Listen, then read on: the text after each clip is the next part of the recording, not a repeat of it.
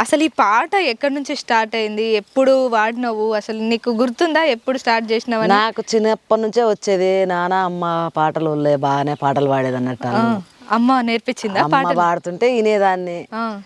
ఇంకా అప్పుడు నేను కూడా చిన్నగా ఉన్నా కూడా పాడుకునేదాన్ని. తర్వాతకి ఇక అనుకున్నావా ఈ రోజు ఇంత పెద్దగా సింగర్ అయిపోతా, నేను మంచిగా టీవీలలో వాడతా అని? అసలు అనుకోలేదు కదా. ఎట్లా అనుకుంటాం ఫస్ట్, కానీ చూస్తా అనుకునేదాన్ని. అట్ట అవకాశాలు వచ్చుగా బాగుండు అనిపించేది. కానీ అట్నే వచ్చింది ఆ దేవుడు అనేటోడు. కోలాటం కూడా చేసినావంట, మంచిగా భజనలు కూడా చేసేవాళ్ళు అంట. చెక్క భజన చేస్తాం, కోలాటం. చెక్క భజన ఇలా చేసుకుంటూ పాటలు పాడతారా? అది ఎప్పుడు? ఆ భజన కూడా ఎప్పటి నుంచో చేస్తున్నాం అన్నట్టు. ఇప్పుడు 10 సంవత్సరాల నుంచి భజన కోలాటాలు. కోలాటం నేర్చుకున్నారా? నేర్పించుకు మాస్టర్ పుట్టల సైజులో ఉంటాడు ఏమలపల్లి నుంచి. ఊర్లోనేనా? లేదు, ఏమలపల్లి మాస్టర్ ని పిలిపించుకొని కోలాటాలు నేర్చుకున్నాము.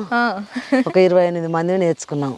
తర్వాతకి మళ్ళా నేను ఊళ్ళోకి నేను నేర్పించిన వల్ల నేను నేర్పించి అట్నే మాస్టర్ అయిపోయినట్టు. పక్క ఊర్లలో కూడా నేర్పించిన. అమ్మా, మాస్టర్ కూడా అయిపోయినావు. నేను మాస్టర్ నేరా, కోలాట మాస్టర్.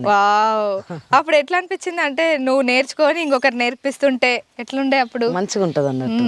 ఎంత మందికి నేర్పించినావు? ఎన్ని? 70 టీంలు నేర్పించిండ్రా. వాయమ్మా, 70 టీంలు అంటే మంచి కోలాటం ఆర్టిస్ట్ అయితే మీరు.